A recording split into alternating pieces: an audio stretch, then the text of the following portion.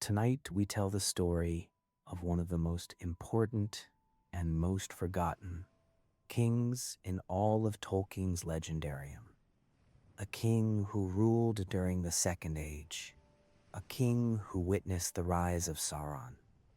A king who saw the forging of the Rings of Power. And a king whose final battle would shape the fate of Middle-earth forever. His name was Gil-galad. If you have only watched the films, you may know him from a brief moment. A shining elven king standing beside Elendil during the last alliance. A spear in hand, a crown upon his brow. And then, almost as quickly as he appears, he is gone. But behind that brief scene lies thousands of years of history. The rise of kingdoms, the return of darkness, and the final age of great elven power in Middle-earth. Tonight, we journey back to a world that had just survived catastrophe. A world forever changed by war. A world where the seas themselves had swallowed kingdoms. So before we begin, take a moment to like the video and subscribe if you enjoy relaxing journeys through Tolkien's world. And let me know in the comments where you're listening from tonight. Now, dim the lights, get comfortable. Listen to the distant sound of waves breaking against forgotten shores. And let us travel into the Second Age. The First Age had ended in fire and ruin. The great wars against war over. The ancient lands of Beleriand, home to countless heroes and kingdoms, had largely sunk beneath the sea. Entire realms vanished. Mountains disappeared.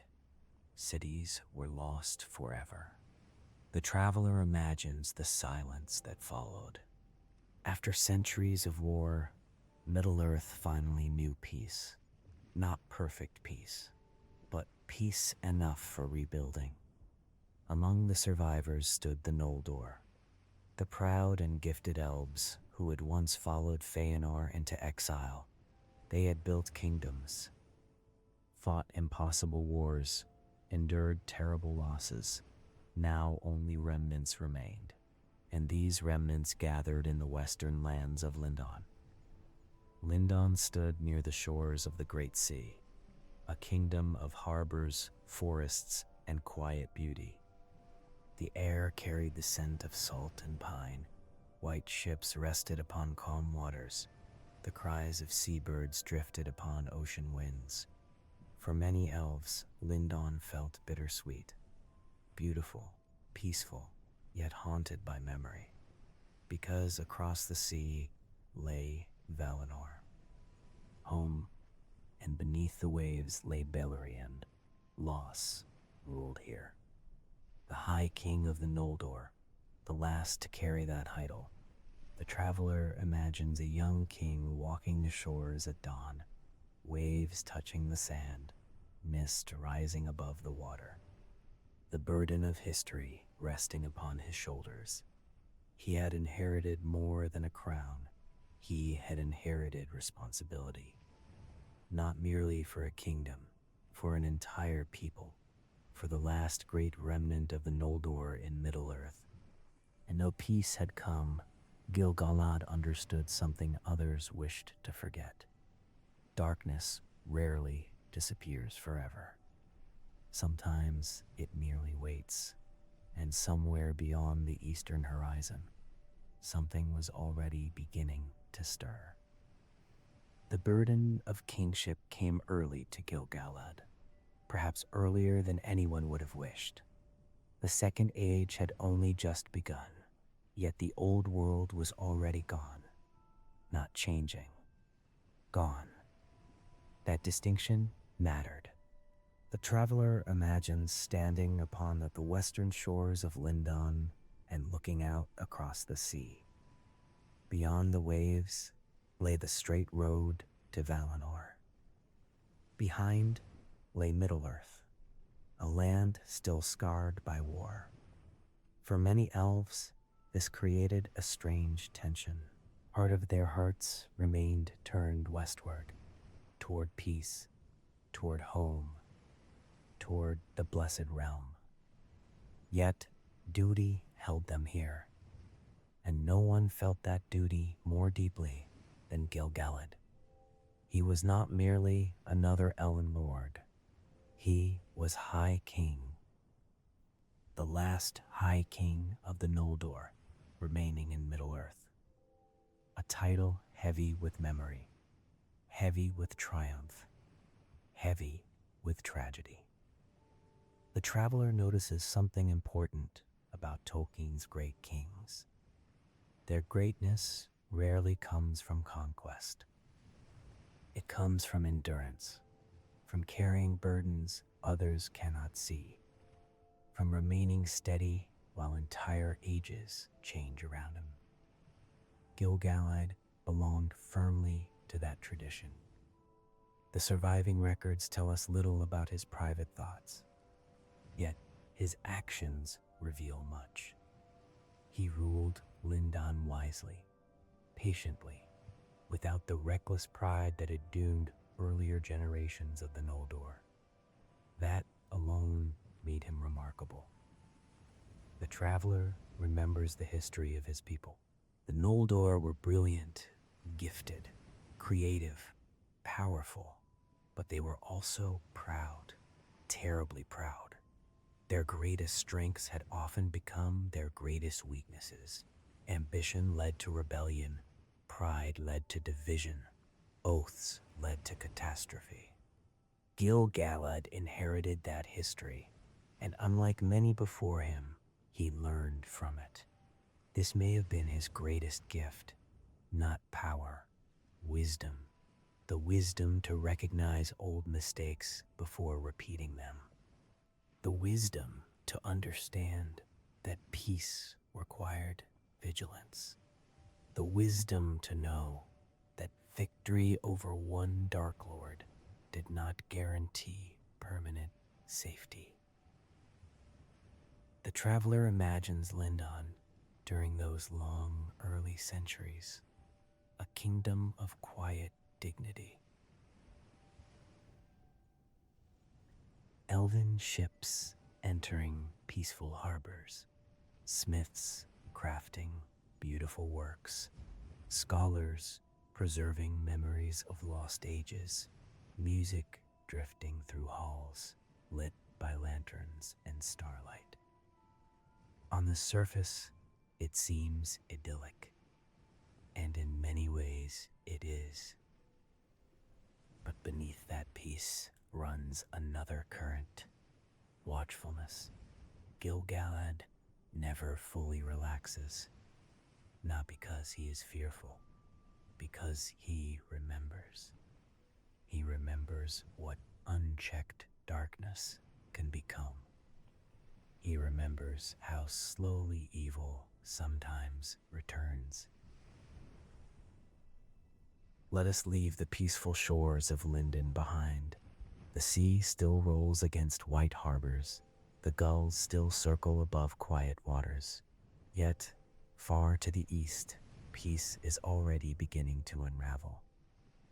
The traveler follows the shadow as it moves across Middle-earth.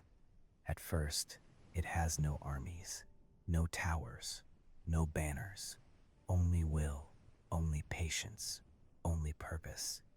This is what makes Sauron so dangerous. Unlike his master, Morgoth, Sauron rarely begins with brute force. Morgoth corrupted by destruction, Sauron corrupted by order, control, structure, dominion. He does not always wish to burn the world. Often, he wishes to organize it, rule it, perfect it according to his own design. The traveler notices how subtle this difference is and how terrifying, because destruction announces itself. Control often arrives disguised as improvement. This truth becomes central to the Second Age. After Morgoth's defeat, Sauron disappears, or seems to. Many assume he has fled. Some believe he has been destroyed, Others hope he has abandoned his ambitions entirely. Gil-galad never accepts these comforting assumptions, and he is right not to. Because Sauron survives, not merely surviving, planning. The traveler imagines long centuries in the eastern lands, vast plains, broken ruins, ancient fortresses abandoned since the First Age, places few travelers visit. Places perfect for rebuilding power unseen. There, Sauron begins again, carefully, patiently. This may be one of the most frightening aspects of his character. He learns. He adapts. Morgoth wooed through terror and overwhelming force. Sauron studies that failure. He understands something important. Raw power alone creates resistance. Resistance creates alliances. Alliances create enemies capable of victory. So, he chooses a different path. The traveler imagines settlements gradually falling under his influence, not conquered by war, absorbed through leadership, through fear, through promises. Men in the east and south begin following him, some willingly, some reluctantly. Some because they seek power, some because they seek safety. The distinction matters little in the end. Power grows, influence spreads, the shadow lengthens. The traveler reflects on how evil often expands. Rarely all at once, more often through compromise. One small concession, one rationalization, one acceptance of necessary control. Sauron understands this perfectly. He offers order to chaotic lands, protection to fearful people, strength to ambitious rulers. And gradually, entire regions fall under his influence. Centuries pass. The Eastern world changes. Kingdoms align. Armies form. Roads connect distant strongholds. What once looked like scattered influence becomes something larger, an empire in preparation. And eventually, Sauron chooses a center, a place that will become synonymous with darkness, Mordor. The traveler imagines the land before its transformation. Harsh mountains, volcanic plains, black stone, a natural fortress shaped almost as though the world itself anticipated evil. It is perfect, difficult to invade, easy to defend, strategically powerful. Sauron recognizes its value immediately. And so he begins building, stone by stone, wall by wall, tower by tower. Barad-dûr rises, the Dark Tower. Not yet complete, not yet the terrible fortress it will become, but its foundations matter, because foundations reveal intention. Sauron is no longer hiding. He is preparing to rule openly. The traveler feels the scale of this turning point. The shadow has moved beyond rumor, beyond whispers. It is becoming physical, architectural, permanent. Meanwhile, far away in Lindon, Gil-galad receives more reports, more troubling news. Patterns become clearer. The signs are no longer subtle. Trade routes shift. Travelers vanish. Eastern lands grow increasingly hostile. The High King's suspicions harden into certainty. This is no scattered unrest. This is organized, directed, intentional. The traveler imagines Gil-galad studying maps late into the night, lantern light illuminating ancient parchment. Distances measured, routes examined, connections forming in his mind. He reaches the conclusion few wish to accept. Sauron has returned, not weakened, not broken, reborn. The realization carries enormous consequences, because Gil-galad understands something most others still do not. The war to come may not resemble the wars against Morgoth. It may be more subtle, more political, more deceptive, and in some ways, even more dangerous. The traveler notices Gil-galad's greatest strength here. He does not panic. He prepares. That is the difference between wisdom and fear. Fear reacts. Wisdom prepares. Messages begin moving west and east. Warnings spread. Alliances strengthen. Quiet preparations begin. The High King cannot stop the shadow alone, but he can ensure the free peoples are not entirely unprepared. Still, even Gil-galad does not yet understand Sauron's most dangerous strategy, because the Dark Lord is planning something far more devastating than war, something that does not rely on armies, something aimed not at cities, but at trust itself. For soon, Sauron will approach the Elves not as a conqueror, but as a friend, and Middle-earth will change forever.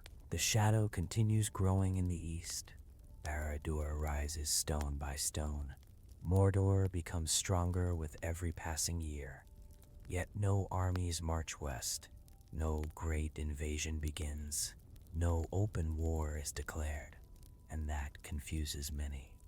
If Sauron has truly returned, why wait? Why remain hidden? Why not strike while his enemies are divided? The traveler understands what few in Middle-earth yet realize, because Sauron has learned patience. He no longer seeks victory through force alone. He seeks something more elegant, more permanent, control from within. And to achieve that, he adopts a new form, a beautiful form, a trustworthy form, a form crafted not to inspire fear, but admiration. He becomes Untold, the Lord of Gifts. The traveler pauses here, because this may be one of the most fascinating transformations in Tolkien's entire legendarium. Sauron, servant of darkness, appears not as a tyrant, but as a teacher, a bringer of knowledge, a master of craft. He does not arrive with weapons, he arrives with wisdom, advice, skill. The most dangerous lies are rarely obvious. They contain truth. Untold truly possesses immense knowledge. He truly understands craftsmanship. He truly can teach. That is what makes the deception so effective. The traveler imagines word spreading among the elven realms, a noble figure from the east, wise, beautiful, learned beyond measure. Offering knowledge once thought lost, many are intrigued, some are cautious. One ruler, however, is not deceived, Gil-galad. This is one of the most important and most impressive facts about Gil-galad. He sees through Annatar immediately. Not completely. He does not yet know every detail, but he senses danger. The traveler imagines Annatar's envoys reaching Lindon. Polite words, respectful greetings, offers of friendship, promises of shared wisdom. To many rulers, such diplomacy would sound welcome. To Gil-galad, it sounds wrong, subtly wrong. He refuses him, firmly, quietly, without hesitation. This moment matters enormously, because Tolkien explicitly tells us that Gil-galad and Elrond did not trust Annatar. That instinct may have saved Lindon. The traveler notices the pattern again. Wisdom often begins with discomfort. Something feels wrong. Not enough evidence for certainty, but enough for caution. Gil-galad listens to that instinct. Others do not. Far to the southeast lies Edagion, a realm of master smiths, a kingdom famous for craft and artistry. There, Anatar finds far warmer reception. And among the smiths of Edagion, one name stands above all others: Celebrimbor, grandson of Fëanor, a brilliant craftsman, ambitious, gifted, driven by the desire to create works of lasting beauty. The traveler can almost feel the tragic inevitability, because Sauron understands exactly whom to target. Not the weak, the talented, the proud, the gifted. Those who believe they can master dangerous knowledge without being mastered by it. Anatar teaches. The elven smiths learn. Their craft advances beyond anything seen in centuries. Metals are shaped with extraordinary precision. Jewels hold strange power. Ancient techniques are rediscovered. The realm flourishes, and all the while, Sauron patiently guides events toward his true objective: the rings. The traveler imagines the workshops of Edagion, molten metal glowing in the forge, hammer strikes echoing against stone walls, elven artisans crafting objects of breathtaking beauty. What begins as art slowly becomes something else: power. The desire to preserve beauty, to stop decay, to protect what time destroys. This desire is not evil. That is what makes the tragedy so painful. The rings are not born from hatred. They are born from longing. The longing to preserve what is fading. The longing to hold beauty forever. Sauron understands that longing and weaponizes it. The rings of power are forged. Lesser rings first, then greater ones. Works of astonishing craftsmanship. The traveler feels the tension rising, because even as these masterpieces are created, one truth remains hidden. Their maker is not merely a teacher. He is a dark lord, and his greatest work remains unfinished. Far away in Mordor, Sauron enters the fires of Orogrillen. There, alone, he forges the instrument of domination, the One Ring.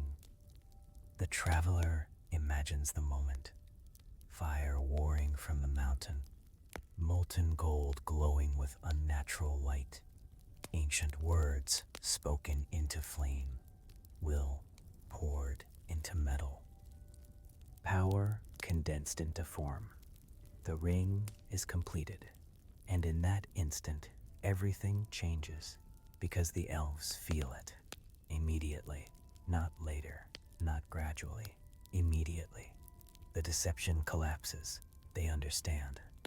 The traveler imagines Gil-galad at the exact moment Sauron places the ring upon his finger. A sudden realization, cool certainty, the shadow finally revealing its true shape. Every suspicion confirmed, every fear justified. Anatar was never a friend, never a teacher, never a benefactor. He was Sauron, and the greatest deception of the Second Age is complete. But Sauron has made one critical mistake. He underestimated the wisdom of the elves. 'Cause because the 3 elven rings remain hidden beyond his reach. And now Gil-galad knows with absolute certainty war is no longer avoidable. The age of deception is over. The age of war has begun. The moment the deception is revealed, peace ends. Not gradually, not diplomatically, immediately. The traveler imagines the silence after realization. Across the elven realms, shock spreads like a sudden winter. The truth is now undeniable. Sauron has not merely returned, he has infiltrated, manipulated, deceived. For centuries, he stood among the elves as teacher and ally, while secretly crafting their chains. Trust has been broken, and broken trust often leads to the fiercest wars. Because betrayal wounds deeper than open hostility. The traveler notices something crucial.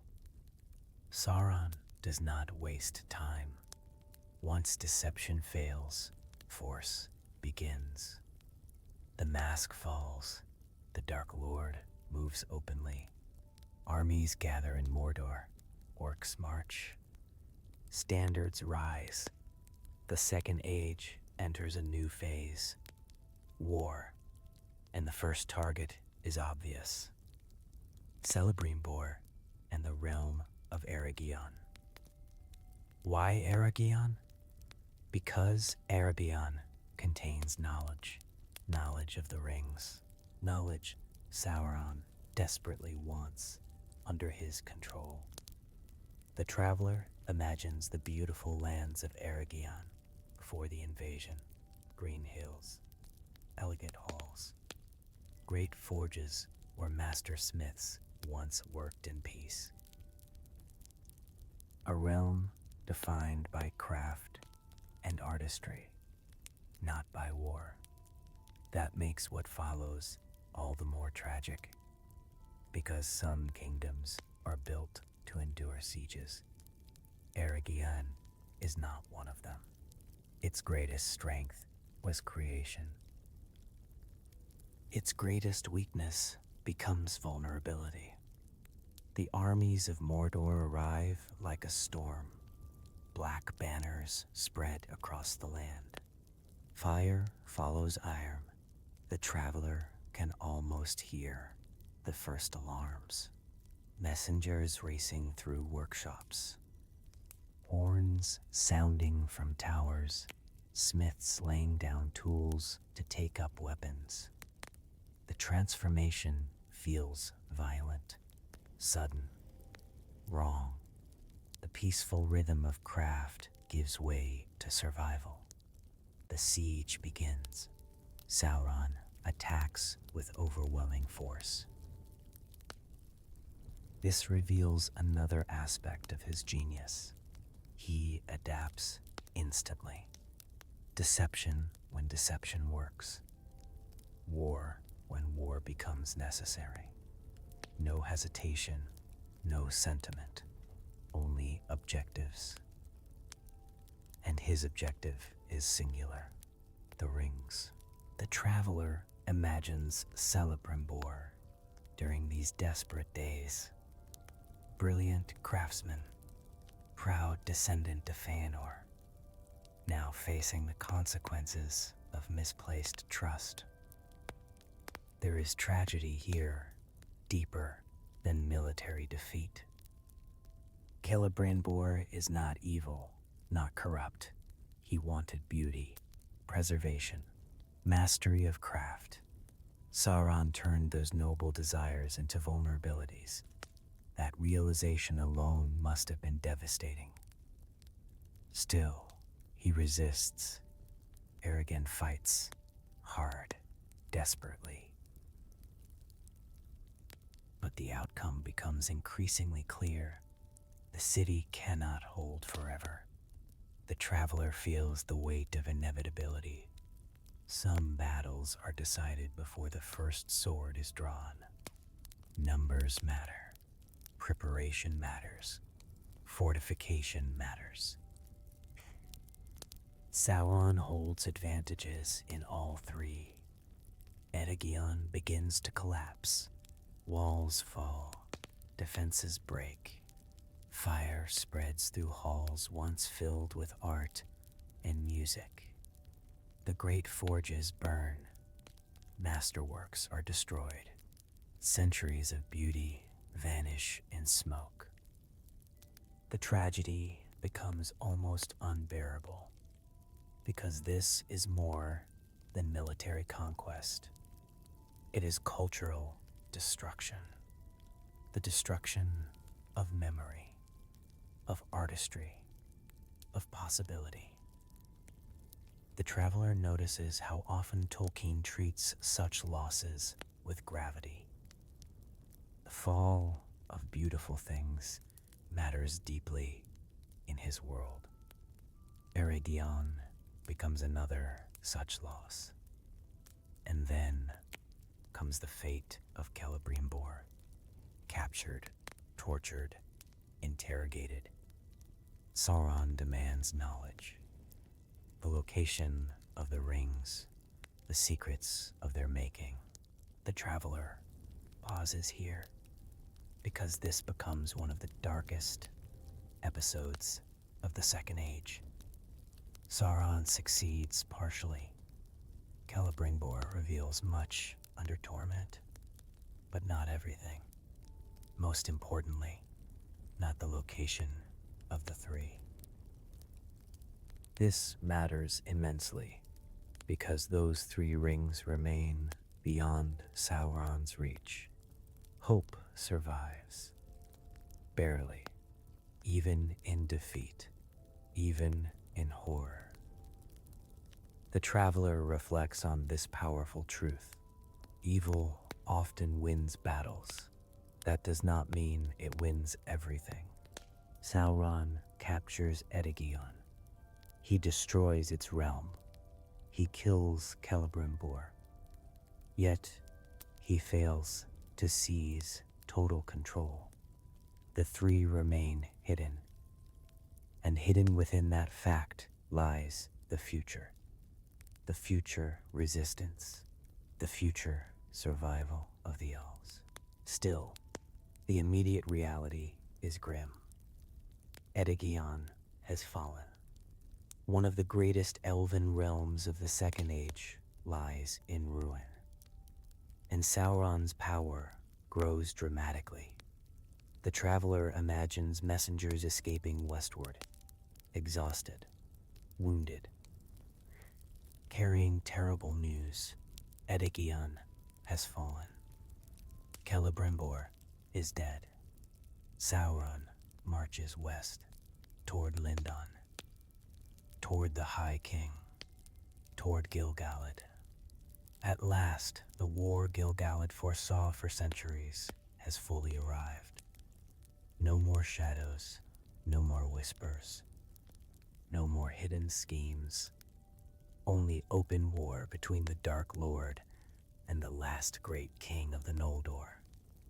And now Gil-galad must do what every true king eventually faces. He must call for aid. Not merely for his kingdom, for all of Middle-earth. The fall of Eregion changes everything. With Eregion destroyed, the war is no longer confined to the eastern lands. Sauron now controls vast territory stretching westward, and for the first time since the end of the First Age, it seems possible that all of Middle-earth might fall under a single dark power. News reaches Lindon quickly.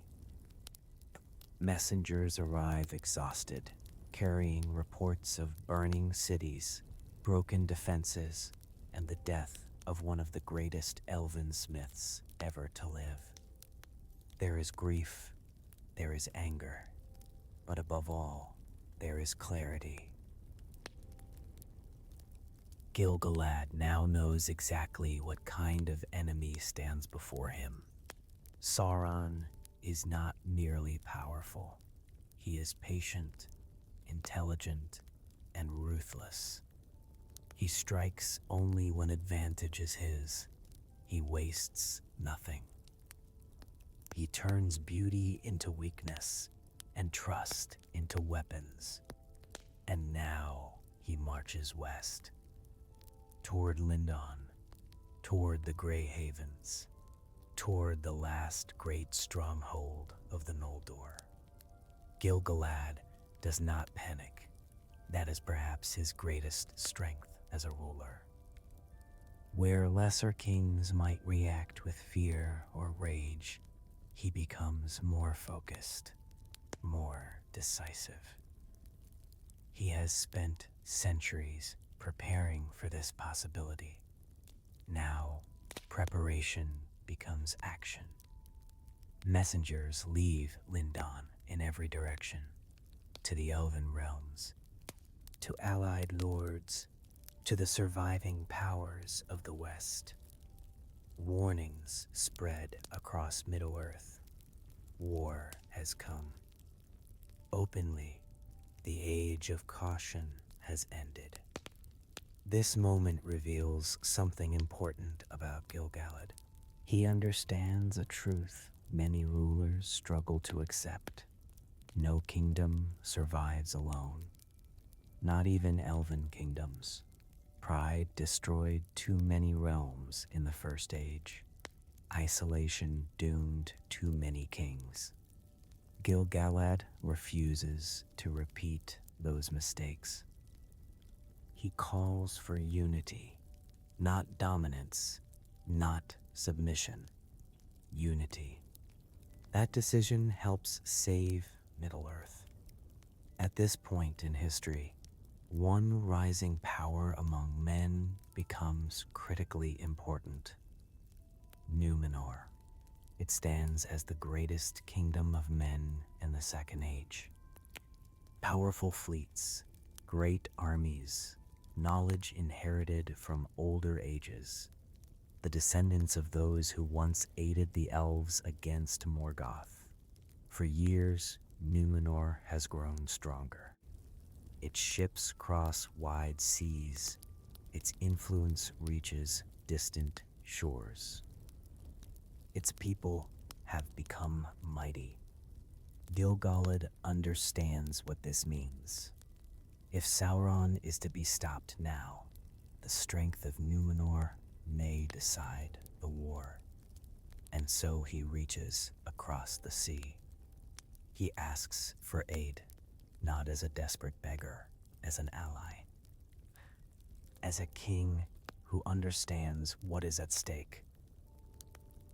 Sauron's armies continue advancing. The lands between Mordor and Lindon become battlefields. Rivers turn red, forests burn, ancient roads fill with soldiers. Entire regions that once knew peace now know only war. Yet, Lindon does not fall. Gil-galad personally oversees its defense. This matters enormously. He is not a distant king hiding behind walls. He leads, commands, organizes. In Tolkien's world, the best kings stand with their people. Gil-galad embodies that ideal completely. The war becomes brutal. Sauron's armies push west with terrifying momentum. At times, victory seems close, dangerously close. Some of the darkest years of the Second Age unfold here. Had events continued unchanged, Sauron might have won everything. That possibility is real, very real. But then the sea changes history. Ships appear on the western horizon, not merchant vessels, war fleets. The strength of Numenor has arrived. This becomes one of the great turning points of the Second Age. The Númenóreans land in overwhelming force, disciplined soldiers, heavy armor, power unlike anything Sauron expected from men. The tide shifts. Suddenly, Sauron faces something unfamiliar. resistance strong enough to challenge him directly. Battle after battle turns against him. His armies are driven back. His momentum breaks. The Western campaign collapses. For the first time in the war, Sauron is forced to retreat. Gil-galad's strategy succeeds because he understood what victory required. Not isolated heroics, alliances, cooperation, shared purpose. This is why Gil-galad matters so much in Tolkien's history. He bridges ages. He learns from the failures of the First Age and applies those lessons in the Second. He understands pride destroys, unity preserves. That wisdom saves entire civilizations. Sauron retreats to Mordor, defeated but not destroyed. And that distinction matters, because Gil-galad understands something many others do not. This war is not truly over. It is only paused. Sauron has lost territory, lost momentum, lost battles. But he still lives. As long as he lives, the shadow remains. Years pass, then centuries. The Great War fades into memory for many. Kingdoms recover, trade resumes, peace returns. But Gil-galad never fully relaxes. He remembers. He always remembers. He knows Sauron better than almost anyone alive, and deep within his heart, he understands a terrible truth. One day, the Dark Lord will return. One day, there will be one final war. And when that day comes, Gil-galad will stand at the center of it, beside a king of men, before the Black Land, facing Sauron himself. The last great battle of the Second Age is coming, and with it, the final chapter of the last High King of the Noldor. Long years passed over Middle-earth. Kingdoms rose and were brought low. Forests grew where battlefields had once lain barren, and rivers that had run red in war again flowed clear beneath the sun. Yet peace in Arda was seldom more than a season between storms. For though Sauron had been cast down and driven back into Mordor, he was not unmade. He endured. And in secret he gathered strength once more. Gil-galad, High King of the Noldor, did not forget. Never did he forget. Though centuries passed like wind over the sea, the memory of shadow remained with him. He had looked upon deception and seen what fair words might conceal. He had seen pride turned into ruin, and therefore he watched. Always he watched.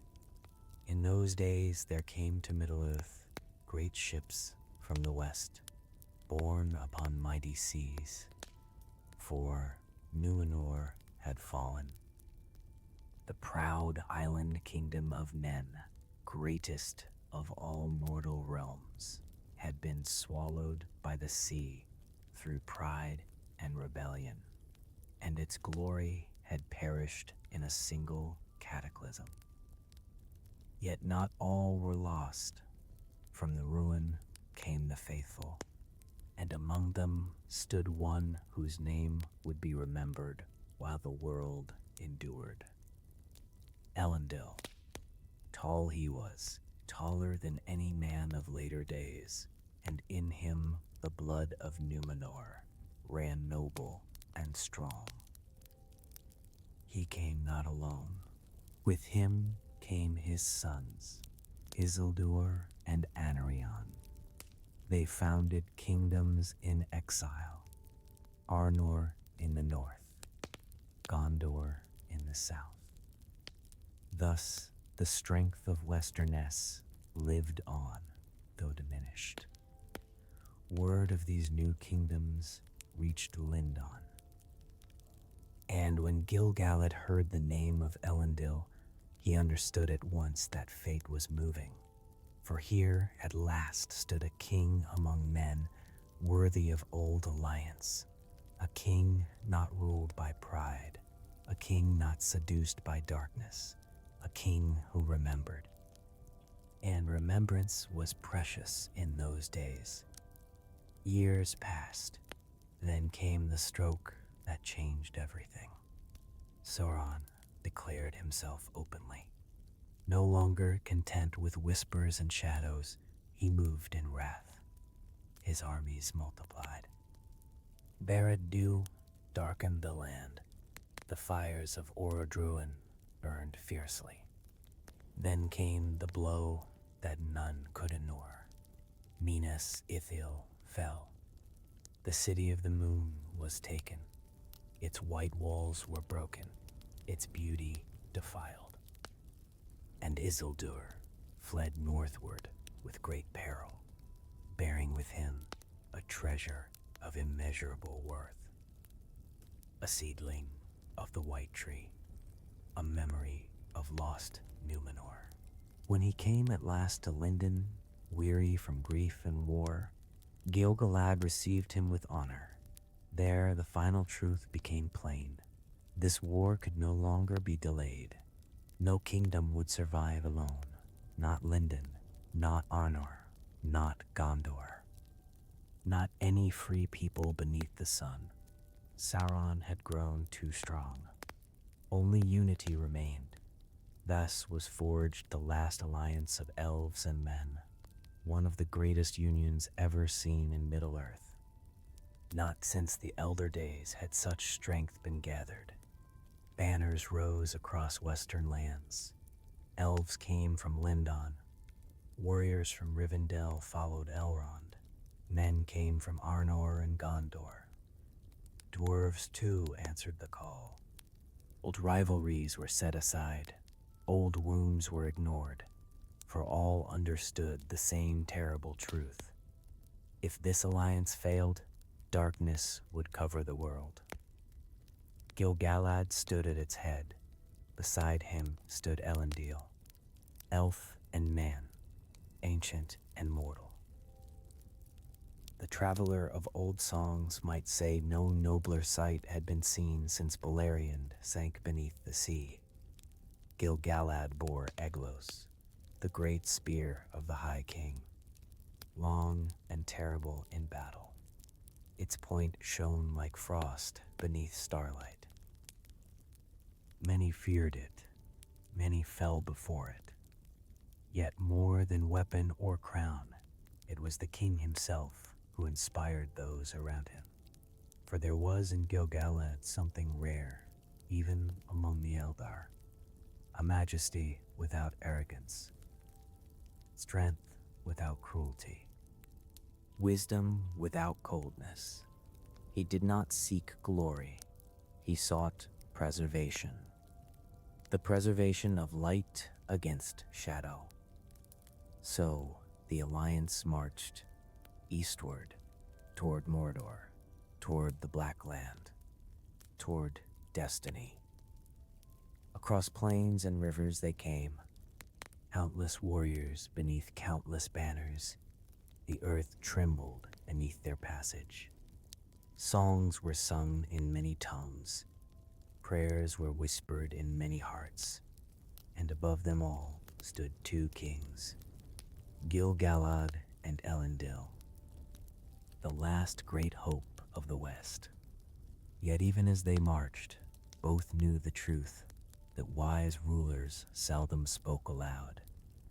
Not all who began this journey would return, perhaps neither of them, for beyond the mountains waited Sauron himself. And before victory could be won, a king must fall. So came at last the hosts of the last alliance unto Mordor. Long was their march, and grievous. Dust rose beneath countless feet, and the sound of iron rang over the barren lands. Before them stood the mountains of shadow, black and cruel beneath a blood-red sky, and beyond them the fires of Orodruin burned without ceasing. There lay the realm of Sauron. There stood Barad-dûr, and there the fate of the age would be decided. First came battle upon the plain of Dagorlad.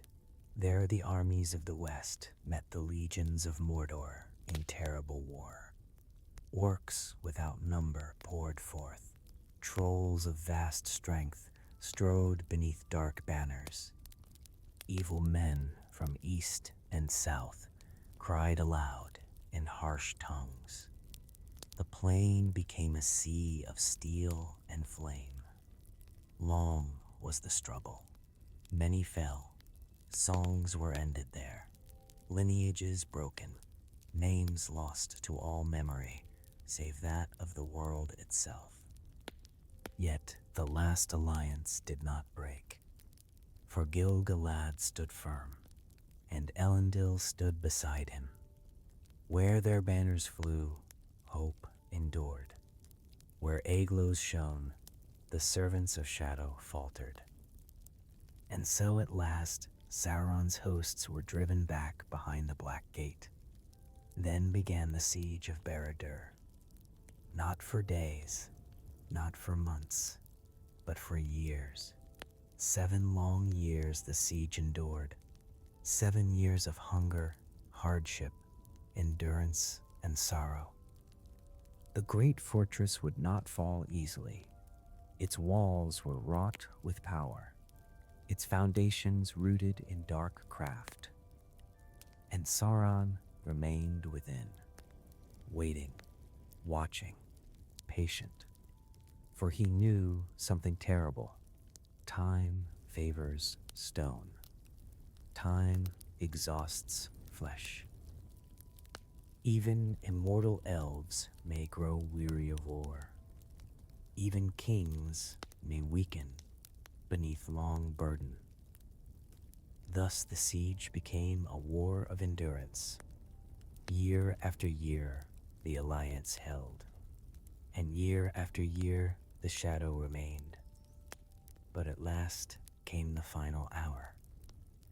For Sauron perceived that if he waited longer, defeat would come all the same. And therefore, he did what only the proudest and most terrible of tyrants dare. He came forth himself, not as Anatar, not as deceiver, not as whisperer, but as Dark Lord. In power unveiled, in wrath unbound. Then fear fell upon many, for terrible was Sauron in those days. His stature was greater than that of mortal men. Black armor clothed him like a second skin. His presence pressed upon the spirit like crushing weight, and upon his hand he bore the One Ring. The traveler of old lore would speak softly here, for words fail. The ring blazed with cruel fire, and through it flowed power gathered through long ages, dominion, will, command. Sauron had poured much of himself into that golden circle. Thus, when he stood armed with it, he was dreadful beyond telling. Many fled before him. Many were slain where they stood. Even the bravest felt terror. Yet 2 did not turn away. Gil-galad, Elendil, King of Elves, King of Men. Side by side they advanced. At last, the hosts of the last alliance came unto Mordor. Before them rose the mountains of shadow, and beyond them the fires of Orodruin burned red beneath a darkened sky. There they fought upon Gil-galad. Great was the battle, and terrible. Orcs without number came forth from the black land. Trolls strode beneath banners of iron and flame. Many fell that day, both elf and man, and the plain was stained with blood. Yet the alliance did not break, for Gil-galad stood firm, and beside him stood Elendil. Where their banners flew, hope endured. So Sauron's armies were driven back, and Barad-dûr was besieged. Long was that siege. 7 years the fortress stood. 7 bitter years of war and weariness. Still, the dark tower did not fall. At last, seeing defeat drawing near, Sauron came forth himself. Then terror fell upon the battlefield, for terrible indeed was the Dark Lord in those days. Clad in black iron, vast in stature, and upon his hand burned the one ring, filled with his cruelty and will. Many fled before him, many perished, but 2 did not turn away. Gil-galad, Elendil, King of Elves, King of Men. Together they faced the Dark Lord. Steel met shadow. Aeglos flashed like winter ice. Narsil shone beneath the ash-dark sky. Long they fought, and fierce was their struggle. Yet victory demanded a dreadful price. Gil-galad fell first, burned by the heat of Sauron's hand. Thus perished the last High King of the Noldor. With his fall, an age ended. Still Elendil fought on. Though wounded and weary, he stood against the Dark Lord until at last he too was slain, and Narsil groped beneath him. Hope seemed lost. But at the feet of the fallen king stood Isildur, son of Elendil. He took up the hilt shard of Narsil, and with that broken blade he struck. The ring was cut from Sauron's hand. In that instant, the Dark Lord's power collapsed. His form failed. His spirit fled, and Sauron was defeated. Thus ended the War of the Last Alliance. But victory came at grievous cost. Gil-galad was gone. Elendil was gone. The great kings of old had passed, and with Gil-galad ended the age of mighty elven kings in Middle-earth. He died as the greatest of kings often do, in battle, defending the light, standing when others would fall. And long after his passing, the elves still sang of him. Gil-galad was an elven king, and he stood against darkness when the world had greatest need of light.